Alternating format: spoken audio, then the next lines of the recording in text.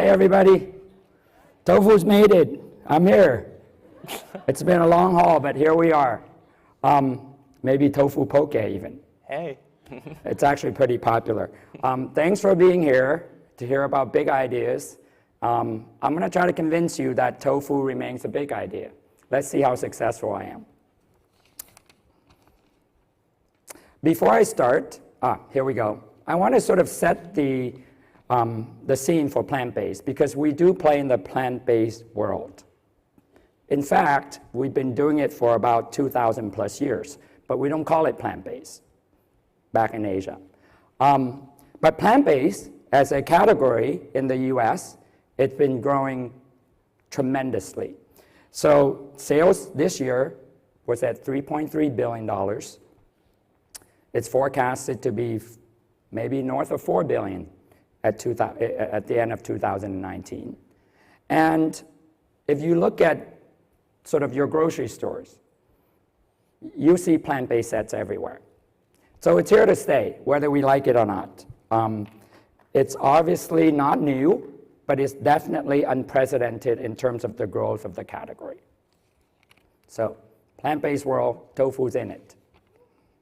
So what drives this growth? I think as you all know from previous speakers a couple hours back, demographic shifts definitely plays a big role in driving the growth. Young people coming of age with awareness of all the information out there about the environment, they play a huge role telling their parents where to shop, what to eat, and eating more plant-based food. Boomers, which is their parents and their grandparents, they want a quality of life. If you can imagine maybe your parents or your grandparents back in the 60s, when they wanted to eat vegetarian food, the options are far and few in between. But now there are so many options, there are tastier options, healthier options. So the boomers have that quality of life that they want by eating plant-based food. And then we have this thing called the flexitarians, the reducitarians. A lot of that is related to consciousness about the environment, about our health. So it's not so clean anymore that you're on one side or on the other. You sort of eat whatever you want with the information that's out there that you can gather to decide what you want to eat. And so meat versus vegetable versus tofu, everything is mixing a little bit. And that's actually, to me, more normal than these dichotomies of vegan versus meat eaters. So I'm very excited about that. And then health and the environment. Clean eating continues to be very popular. Clean label, no surprise there. You eat something delicious, the next thing you're going to do is you're going to turn over and look at the ingredients and see how clean it is. Nutrition is huge. I'll talk a little bit about protein, how we continue to seek protein, and tofu plays a huge role in that. What consumers are looking for as far as big ideas? Taste. We knew this 15 years ago when we started the tofu company. We wanted to make a better tofu, and consumers, will always want taste, no matter what. You all know that you want to eat something delicious first, right? So the rise of the artisan movement, chefs, consumer expectations are higher in flavors and texture and freshness.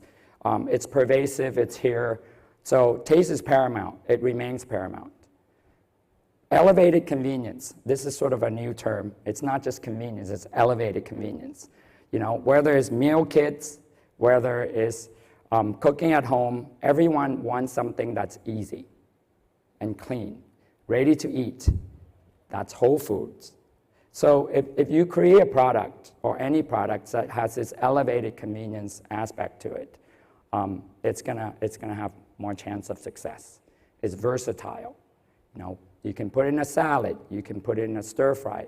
So at Hodo, what we've done from day one is any products that we make has to meet the taste box, has to meet the convenience box. So we make products that you can literally eat cold, eat warm, open the bag and eat it, cook it in soup. So that convenience factor, it's really helpful not just for retail, but also for food service, for meal kits. So our success is really, a lot of it is about convenience as well. And then health. You know, we make products exactly the way we made it 15 years ago. All the ingredients you know, it's minimally processed, it's very artisan. It's the same way tofu's been made for thousands of years. And we try really hard to reduce salt, sugar, any of the ingredients that trend-wise people are looking to reduce.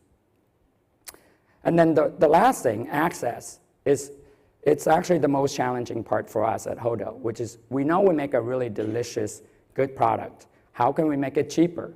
How can we get it nationally?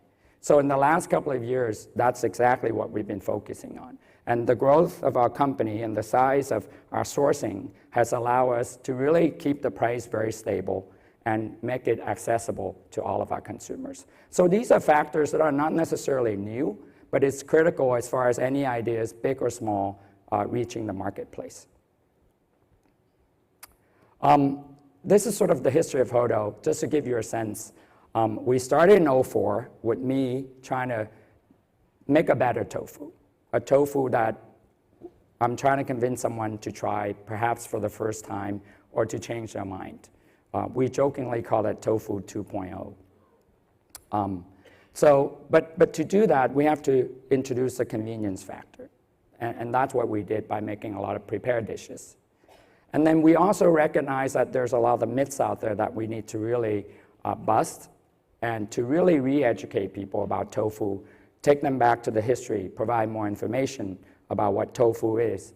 And we did that. And I think the combination really allows us to grow. And we also benefited from so many things that was happening at the time. People wanted to eat local, organic, shopping at the farmers markets. You know, it was a time where there was more and more information from TV, you know, Iron Chefs, all the food shows out there. So we benefited a lot from these trends that was happening. And in 2008, we decided that to make our products, we have to build our own plant because it's not a product that any co-packers can make for us. The tofu companies that exist still make just the white tofu block. And so we wanted to make something more interesting, more flavorful. We want to play with textures and flavors. So we built our plant in 2008 in Oakland, just across the bridge. And we've grown tremendously since. I'm in the middle of building sort of our fourth plant because our neighbor moved out.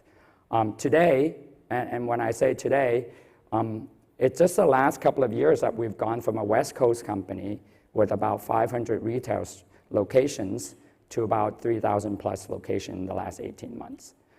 So we know that plant-based, it's here, and tofu is part of plant-based. In fact, I want to go back and show you this.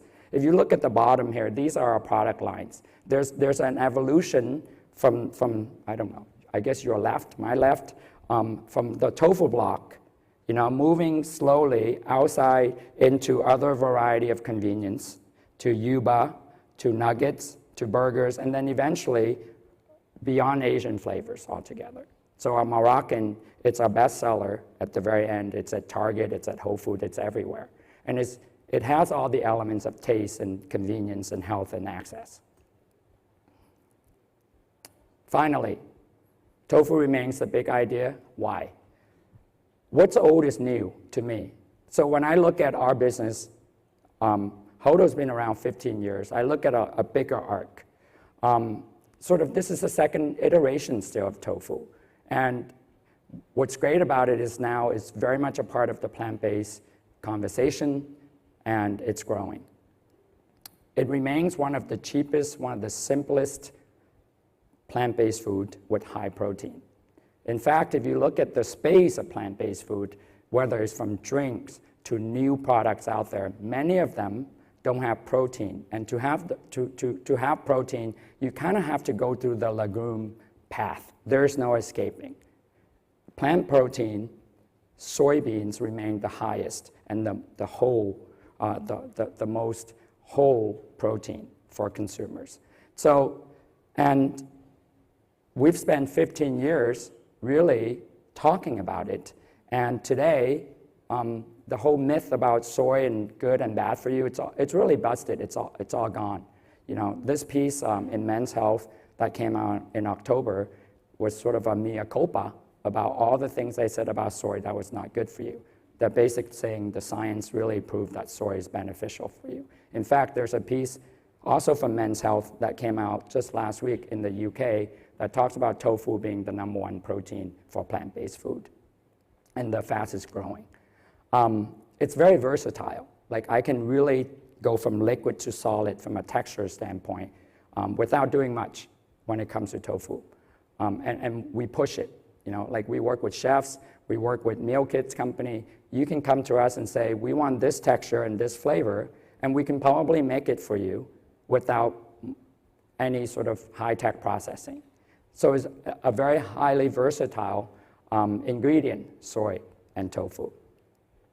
And then what I'm excited about is, you know, this opportunity is really allowing us to go beyond just tofu.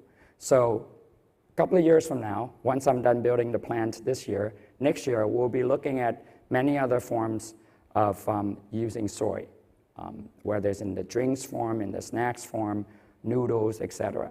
So that's really exciting for me.